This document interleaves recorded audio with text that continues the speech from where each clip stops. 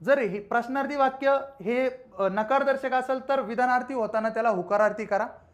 जर ते होकारार्थी असेल तर त्याला नकारार्थी करा. म्हणजे चेंज झालं पाहिजे. म्हणजे वाक्य पॉझिटिव्ह असेल तर निगेटिव्ह करा, निगेटिव्ह असेल तर पॉझिटिव्ह करा. समजलं? म्हणजे वाक्य बदल होताना तुम्हाला त्या ठिकाणी काय करावं लागणार रे?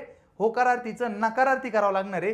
कुठं? प्रश्नार्थी आणि विधानार्थीमध्ये. प्रश्नार्थी आणि विधानार्थीमध्ये. मग इथं बघा, प्रश्न नकारार्थी असला तर त्याचं विधानार्थी उत्तर होकारार्थी असतं. बघा, जगी सर्वसुखी असा कोण आहे? हा होकारार्थी आहे, म्हणजे याचं उत्तर नकारार्थी येणार. म्हणजे कसं? जगात सर्वसुखी असा कोणी नाही, नाही का? कोणीच नाहीये, म्हणजे याचं उत्तर काय येणार? 100% नकारार्थी येणार. मग जगात सर्वसुखी असा कोणी नाही हे झालं त्याचं विधानार्थी रूपांतर. ठीक आहे. अजून एक बघू. अपमान केल्यास कुणाला राग येत नाही? अपमान केल्यास कुणाला राग येत नाही? बघा, हा प्रश्नार्थी प्रश्न झाला, बरोबर? नकारार्थी आहे आणि हा प्रश्न आहे, कारण की इथं नाही हा वर्ड आलाय. मग त्याचं रूपांतर कसं होईल रे?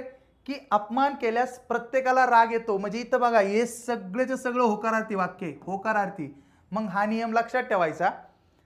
प्रश्न जर नकारार्थी असेल तर त्याचं रूपांतर, विधानार्थी रूपांतर हे होकारार्थी पाहिजे.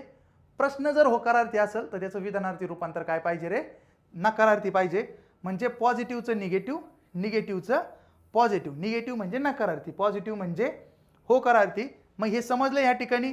मग हे जे प्रश्न विचारलेले राहतात ना, याचे उत्तर ऑलरेडी फिक्स